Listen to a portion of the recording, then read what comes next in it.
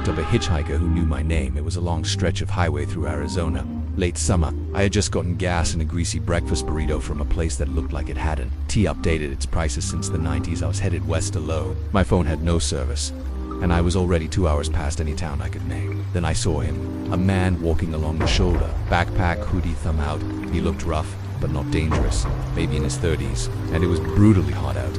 I figured I'd go with my gut. I slowed down and pulled over. He jogged up and opened the passenger door without hesitation. "Thanks, man," he said, tossing in his bag.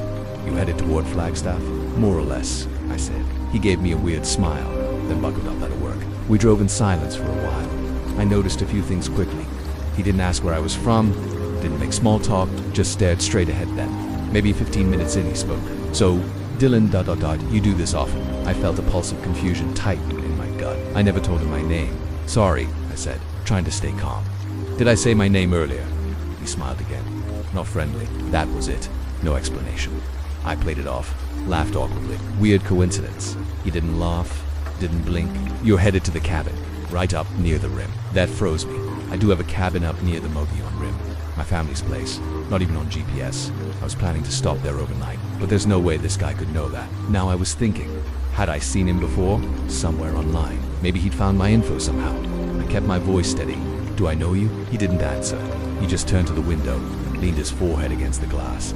We drove in silence again, tension filling the cab like smoke. I planned to pull off at the next gas station and tell him to get out, but we were deep in the nowhere stretch. No turns, no signs. Then he started humming. Low, a tuneless rhythm, almost a growl. He muttered something under his breath. I turned up the radio to drown him out. He turned it off. That's when I snapped. "Hey, you either tell me who you are or you get out the second I can stop this truck." He turned to me slowly, the same dead smile. "I'm already where I need to be." Suddenly, he opened the glove box. I reached over fast, thinking he was going for something, but all he pulled out was a folded paper. He handed it to me without a word. I unfolded it at a red light, hands shaking. It was a photo of me at age 12, sitting on the porch of the cabin, holding a fishing rod. I had never seen that photo before. When I looked back up, he was gone. The door was still shut, seatbelt still fastened, no sound, no slam, no gust of air. The passenger seat was empty. I hit the brakes in the middle of the road, checked every mirror, got out, looked under the truck, behind nearby rocks. Even in the bed of the truck, nothing, just heat waves off the asphalt and the hum of desert wind. I never saw that man again, but I keep it in the glove box now, just in case he comes back. There was a stranger in my Zoom meeting. I work from home full time. Tech support for a mid-sized company. Nothing glamorous, just long days of screen sharing and Zoom calls. A few months ago, something weird happened during one of those meetings. It was a Friday, around 4 p.m. We were wrapping up early, just me and 3 teammates. I hosted the Zoom call, same as always. Everyone had their cameras on, well, almost everyone. At the bottom of the grid was a black screen, no name, just iPhone. I assumed someone had joined from their phone and hadn't turned on the camera. Happens all the time. Maybe someone forgot to rename themselves. Who's on the iPhone? I asked. No answer. Probably David, one of my coworkers, joked. He's always ghosting in meetings. We laughed, shrugged it off, and finished up. I ended the meeting and went to close Zoom, but the app stayed open. Still connected, still lived. Only one person was in the meeting. iPhone, black screen. I clicked end meeting for all again. This time it closed. Didn't think much of it until Monday. We were doing another call, a bigger one, at least 10 people. Midway through the meeting, I saw it again. Black screen, no mic activity, no name. I asked in the chat, "Who's on iPhone?" Nobody responded. I messaged my manager on the side. "Hey, do you know who's dialed in as I've?" She said nobody should be using a phone today. Everyone was remote with full setups. I removed the participant manually. 5 seconds later, they rejoined. Same name, same dead screen. I clicked remove again. This time they didn't come back. That night I stayed late to review Zoom settings. The meeting item had been shared with our team only. No public access. Waiting room enabled, password protected. Then I checked the meeting logs. The iPhone user had a different IP address than anyone else, not even from our city. I screenshotted it and reported it to it. They said they'd look into it. That was the last meeting I hosted for a while. But the real fear didn't start until I got an email a few days later. No sender, no subject. Just one line of text: "I like your bookshelf." That would have been harmless. Except in every Zoom meeting, my webcam faces the bookshelf behind me. A day later, another email: "You should put that blue shirt away. You look better in black." I wore a blue shirt on a call that morning. At this point, I was freaking out. I taped over my webcam, changed all my passwords, called IT again, no breach found. They brushed it off as spam. I took a few days off. That Saturday, I got a text from an unknown number. "Meeting starts in 5. No link, no name. Just that I Opened Zoom just to check. A meeting was live, scheduled under my account. I never made it. I joined, just me. An iPhone, the screen turned on. Not a face. Just a live video feed of my apartment. From somewhere high, like a shelf. Slight fisheye distortion. My couch, my TV, my bookshelf. I was watching my own home in real time. I stared at the screen, frozen. In the video, a figure stepped into frame. Black hoodie, phone in hand. He looked directly into the camera, then reached forward and covered the lens. The feed went black.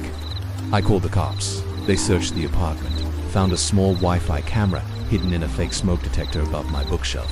The battery was nearly dead. Whoever had been watching it taken off just before I joined the meeting. They never found it. I haven't hosted a Zoom call since. I saw myself in a crowd and he tried to follow me home. It happened on a Sunday afternoon. I was walking through a flea market with my sister, the kind that takes over a parking lot. People selling used clothes, dollar store junk, furniture that still smells like someone else. The place was crowded, it was hot. I was just zoning out when something caught my eye across the lot. A man, he was standing still while everyone else moved around him, not looking at anything, just standing. At first I only noticed because he was staring directly at me, but then I realized something else. He looked exactly like me, same hoodie, same jeans, same haircut, same build. Even the same little scar on my cheek from when I fell off my bike as a kid. I laughed and pointed him out to my sister, but when I looked back, he was gone. I figured it was a trick of the light, or maybe a guy who just looked a lot like me. Weird, but possible. Until that night, I was brushing my teeth before bed when I saw movement through the window. 3rd floor, by the way, just for a second. A flash of a figure standing in the alley. I turned the bathroom light off and looked harder. Someone was there, standing under the broken lamp. Staring up, it was him again, me no phone no bag, just standing there with his head slightly tilted like he was studying the window. I grabbed my phone and took a picture, but when I looked at the screen, nothing, just an empty alley. I turned back to the window. He was gone. I didn't sleep that night. The next day, I checked the building's security cam, asked the super to show me the footage. Around 11:48 p.m. the camera flickers. Then it skips 5 seconds. When it comes back, the timestamp is 11:53 p.m. and during that time gap, the next camera, the one by the lobby, catches the front door unlocking from the inside. No one was there. I changed the locks, put a chair under the handle. Didn't go to work for 2 days. Then on Wednesday, a package arrived. No return address, no markings. Inside was a USB drive and a note written in handwriting that looked like mine. Watch me first. Against my better judgment, I plugged it in using an old air-gapped laptop. There was only one video file. The first few seconds were black, then static, then it showed my apartment. From the hallway, the door creaked open. I walked in. Only it wasn't me. Not really. The posture was wrong, the walk was too smooth, head to still. He sat at my kitchen table, looked directly at the camera, and smiled. The same scar, same hoodie. Then he whispered, almost too low to hear, "You should have waved back." The video ended. That night I woke up to the sound of the front door creaking open. I checked every room. No one was there. But on the bathroom mirror, written in the steam, "You saw me first. That means you're done." There was a hidden door behind my bathroom mirror. I moved into a 1-bedroom apartment last November. It wasn't fancy, but it was cheap, top floor of a 3-story building. Kind of old, tucked at the edge of a quiet block downtown. Nothing felt off at first. The place had character, creaky floors, outdated fixtures, that kind of charm people pretend they're like. The first weird thing happened on my 3rd night. I was brushing my teeth before bed, leaning over the sink. I noticed the mirror on the medicine cabinet had a small crack in the corner. Nothing new, but when I leaned in, I saw something else. A faint draft, cold air coming from behind the mirror. I thought maybe the back panel was loose, so I opened the cabinet. Instead of a backing, there was an empty space. A dark, open cavity between the wall studs. No insulation, just blackness. My first thought was, maybe this is just old construction. Maybe every unit's like this. But that night I couldn't sleep. Around 2:30 a.m., I heard something that made me sit up. A soft knock from the bathroom. 3 knocks, light, measured like fingertips on tile. I waited, frozen, no other sounds. I told myself it was probably pipes or some echo from a neighbor. Old buildings make noise. The next night, it happened again. Same time, same knock. This time I got out of bed, heart racing, and crept to the bathroom. Nothing. The next morning I decided to take the mirror off completely. It came away with just 2 screws. Way too easy. Behind it wasn't just a wall cavity. There was a hinged panel, painted the same color as the wall. Almost invisible. I didn't want to open it, but I did. The space beyond was narrow, barely wider than my shoulders, and dark. My phone light cut maybe 5 feet in. I expected to see wires or studs or pipes. What I saw instead was a trail of dusty footprints leading away, deeper into the void. That was enough. I shut the panel, screwed the mirror back on, and called my landlord. She didn't answer, so I left a voicemail. Hey, I found a hidden space behind the bathroom mirror. Is that supposed to be there? No reply. That night I slept with the lights on. At 2:33 a.m. I heard it again, knock, knock, knock, then a pause, then the sound of something sliding. The mirror. I ran into the bathroom. The mirror was slightly ajar. I swear it had been screwed in. I checked those screws myself, but now it was open half an inch, and the door behind it was cracked open. Just a sliver of black. I slammed it shut. This time I dragged a bookshelf in front of the door and didn't sleep at all. The next morning, I called a locksmith. He came and looked at the panel, said he'd never seen anything like it. There's a whole passage back there. He said, "You want me to seal it?" "Absolutely," I said. "Brick it up if you have to." He left to get tools. While he was gone, I looked through the opening again. Carefully, this time I saw something new. A small object, right at the edge of the passage, tucked between the footprints. I reached in and picked it up. It was a photo, Polaroid dusty, of me sleeping in my bed, dated 2 nights ago. I moved out that day. No one ever came to collect the rent. The mall security cameras started following only me. I worked night shift cleaning at a dying mall. It's one of those half-empty places with more closed stores than open ones. Most of the lights are off after 9 p.m. Only the anchor stores keep their security gates halfway open while inventory is shuffled. I'm usually alone, mopping tile and emptying bins with earbuds in, trying not to think too hard about how quiet it gets after hours. 3 nights ago, I noticed something weird. The camera above the food court pivoted slightly as I walked past. Not the usual slow sweep. This was sharp, deliberate, like it snapped to me. I stopped and stared at it. It stayed locked on. I waved. It followed. I figured someone in the control room was bored, maybe security messing with me. So I radioed Charlie, the night guard. He swore he wasn't even in the office. Said he was upstairs doing rounds. When I asked if the cameras had motion tracking, he said no. Analog system. Old tech. Can't even zoom. Still, I brushed it off. Until the next night, I passed the jewelry kiosk near the escalators and caught a glint above me. Another camera. Same behavior. It whipped toward me, tracked me as I walked, then twitched, like it was adjusting its focus. Except it's not supposed to do that. I tried ignoring it, but then they all started doing it. Camera after camera would snap toward me as I passed. Not scanning, not on a loop. Locked on. By night 3 I started feeling. Watched. Not just monitored. Watched. Like something inside those cameras was observing more than movement. It got worse when I checked the feed. Charlie finally let me into the security room after I insisted something was wrong. There are 42 cameras in the mall. When we cycled through the feeds, one thing became terrifyingly clear. Only one person was being tracked. Me.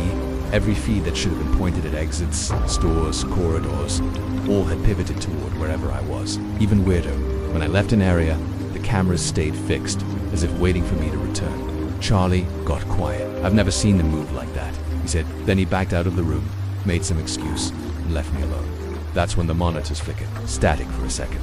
Then every screen showed a different frame, me in real time, but not as I was standing. They showed me from behind, from above, from angles that don't exist. Like a camera was floating inches from my neck. One screen glitched, then showed my face, closed up, expressionless, staring directly into the lens. Then it moved. I didn't, but the me on the screen tilted his head slightly, smiled, and waved. I looked behind me. Nothing. I looked back at the screen. Now it was gone. It's just an empty hole. Then the entire system shut down. Screens black, lights humming. I ran. I quit that night. They didn't go back for my last paycheck. But this morning, a package arrived. Inside was a flash drive. No label, no return. The only file on it, footage from the food court, time-stamped 2 days ago, after I'd already quit. It shows me mopping, smiling at the camera, then slowly walking into a maintenance closet, one that had been sealed shut for over a year, and I never come out. I got a text from my own phone number, and it knew things no one should. It started on a Monday night. I was lying on the couch, scrolling aimlessly when my phone buzzed. New text message, but it didn't come from a contact or an unknown number. It came from my own number. At first, I figured it was some kind of spoofed spam. I'd heard that was a thing, but when I opened the message, my stomach dropped. "You're wearing the blue hoodie tonight. Looks better than yesterday." I was wearing my blue hoodie, and the message had come through before I posted anything on socials, before I'd video chatted, before I'd called anyone. There was no way to know that unless someone could see me. I looked around the apartment, turned off the lights, checked the blinds. Nothing, I replied. "Who is this?" The reply came instantly. The reply. Then another.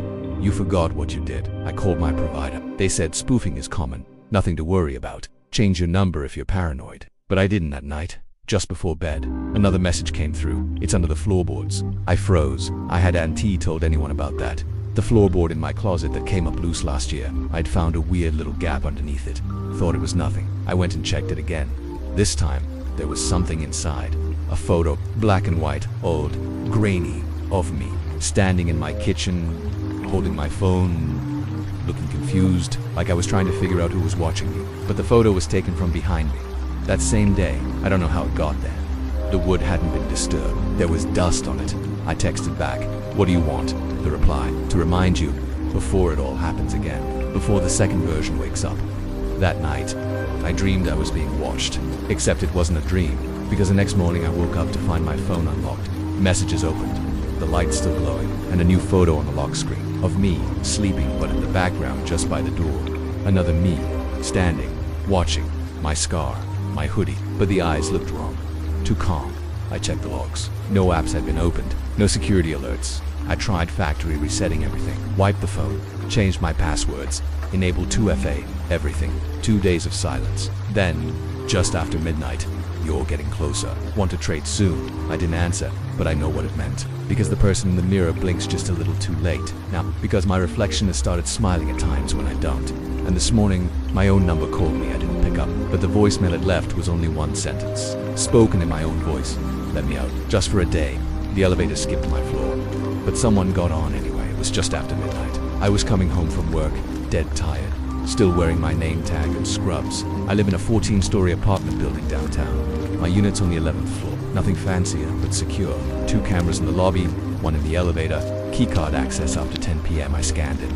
Stepped into the elevator, hit floor 11. The doors started to close, but then stopped. Someone stuck their hand through. A man walked in. I didn't recognize him. No uniform, no bag, no groceries, just a black coat, hood up. I figured maybe he was new to the building. He didn't press a button. He just stood in the corner. We started going up. The floor indicator hit 3, then 4, then 5. At 6, the elevator stopped. Doors didn't open. No one got on. We just sat there, humming, light flickering slightly. After a few seconds, the elevator started moving again. 7, 8. Then it skipped my floor. Straight from 10 to 12. I pressed the 11 button again. Nothing pressed. Door open. No response. I looked at the guy who hadn't moved, still staring at the back wall. "Hey," I said, trying to stay calm. "Did you see that?" It skipped 11. He didn't answer. I pressed the emergency call button. It clicked and nothing. No ring, no response. When we hit 14, the top floor, the elevator stopped again, but the doors didn't open. I looked at the man, still no movement. That's when I realized something was off. His coat was too long, like it dragged slightly on the floor. His hands were pale, almost gray. He wasn't breathing, or at least, if he was, it was too slow to see. "Are you okay?" I asked, voice shaking now. That's when he turned, not fast, just enough to face me, and smile. His face didn't match his body, it was my face. Same scar above the lip, same tired eyes. Only his eyes were wide open, bloodshot.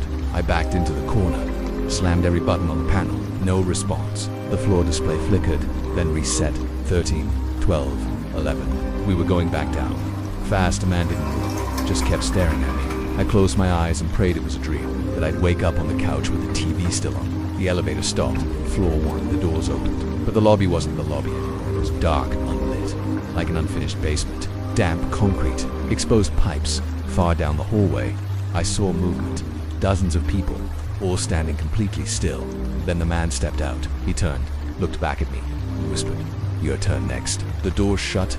The elevator rose. This time, it stopped at 11. I ran out and never looked back. The next morning, I checked the building's security footage with the front desk. They said there was no footage from 12 o'clock to 12:13 a.m., just static.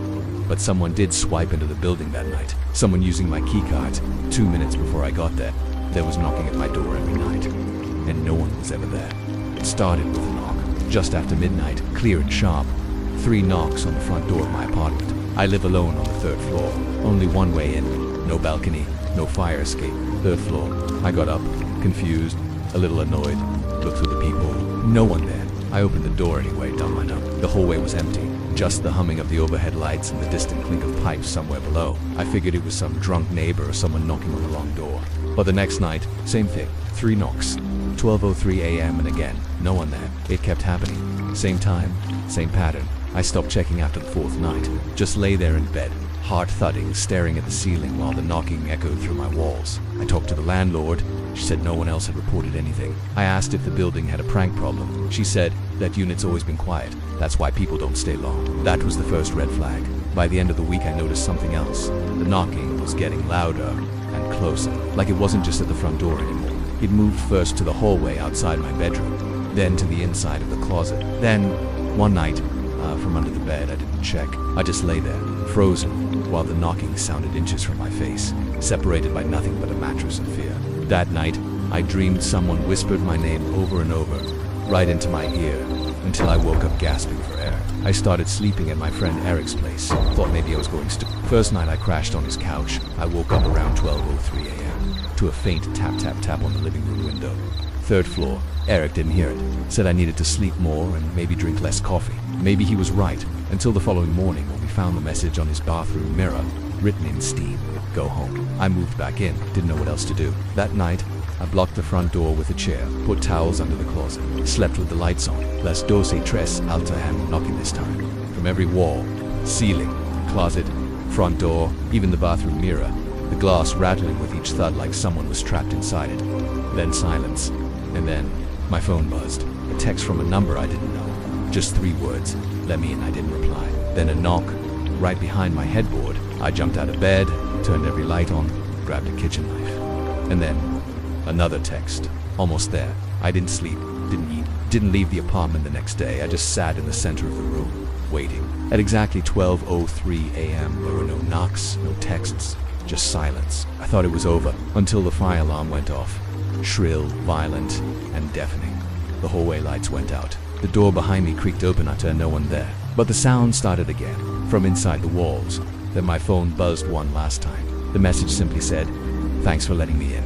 The photo that changed everything. I always thought family photos were comforting. They capture memories, smiles, and moments you never want to forget. But that belief shattered one rainy afternoon.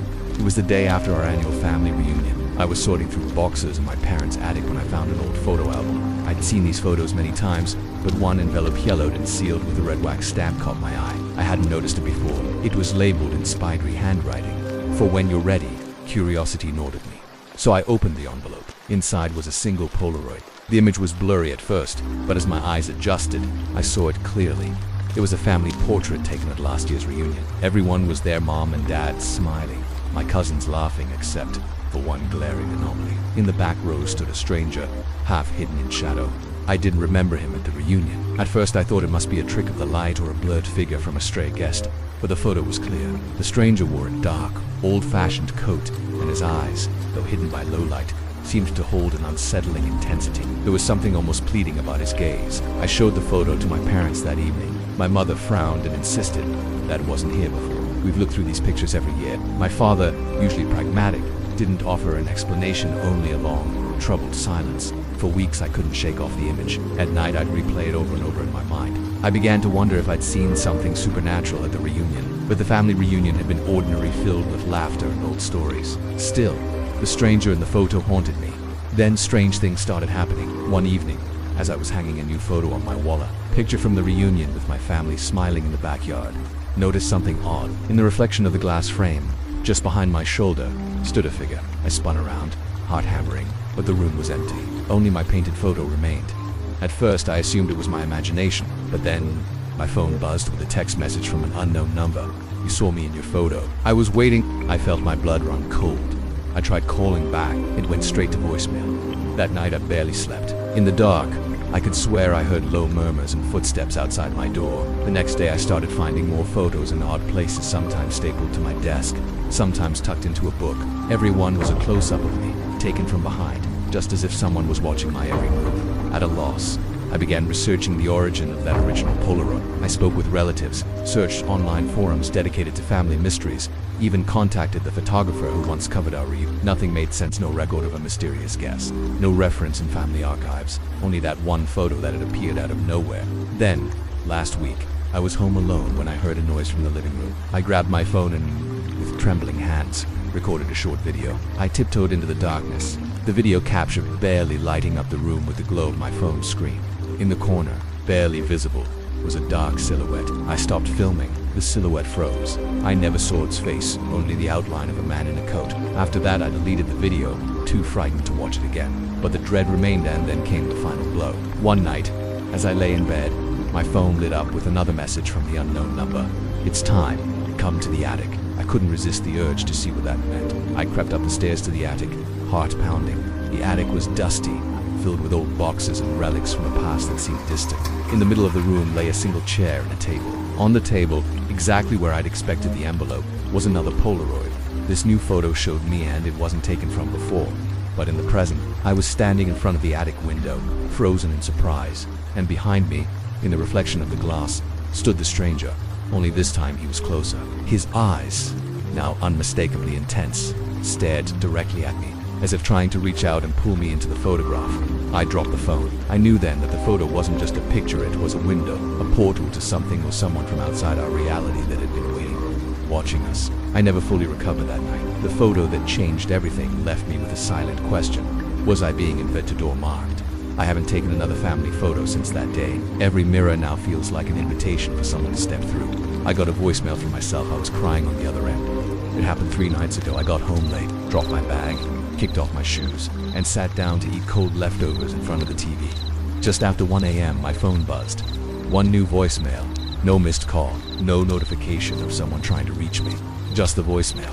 And the caller ID. My own number. At first I thought it was a glitch, some weird spoof or maybe a duplicate from an old message. But when I played it, everything stopped. It was me, sobbing, breathing hard, whispering something too quietly to make out. Then I heard it, clear as day, just before the message ended. Don't come home. It's already in the house. My mouth went dry. The voice was 100% mine. Same inflection, same way I breathe when I'm trying not to cry. I replayed it again, slower, plugged in earbuds, amplified it, same thing. The message was only 13 seconds long, but it felt like forever. I checked the call log, no sign of any outgoing call, no incoming call either. I live alone, no roommates, no pets. I checked every room, turned on every light, windows locked, doors dead, nothing. The next day I tried to shake it off. Maybe it was some deepfake scam, or maybe I'd left it for myself somehow. But I couldn't think of when or why. That night at exactly 1:30 a.m. another voicemail came in. No missed call, just the message. Again, it was my voice. Only this time, I wasn't crying. I was screaming, a horrible, guttural scream that faded into gurgling and static. And then a whisper, just like before. I told you not to come home. I unplugged my phone, threw it in the drawer, and slept in my car. The next morning, I went to the phone store, had them wipe everything. New number, fresh SIM, new account. They said it was probably a spoof. Happens all the time. I didn't go home that night. I got a cheap motel, no tech, no internet. Just a bed and 4 walls. Around 1 a.m. my motel room phone rang. No caller ID. I let it ring 5 times before picking up. Silence then. A clicked voicemail icon blinked on my cell phone even though it was powered off. I turned it on. Heart pounding. The voicemail was already there. I pressed play. No voice this time. Just footsteps. Pacing slowly, then a knock. 3 taps. Fingertips on wood. Then a whisper. Don't answer the door. I'm not alone anymore. I grabbed my stuff and left the motel. I drove to my sister's house. Didn't explain much. Just begged to stay the night. I fell asleep on a couch with the TV on. Woke up at 1:17 a.m. The TV volume dropped suddenly. A new voicemail. Same number, my voice again. But now I wasn't afraid. Now I sounded closer. I told you to stay gone. You're making it worse. I asked my sister the next morning if anything seemed weird. She said no, except one thing. She found my bedroom door slightly open around 1:30 a.m.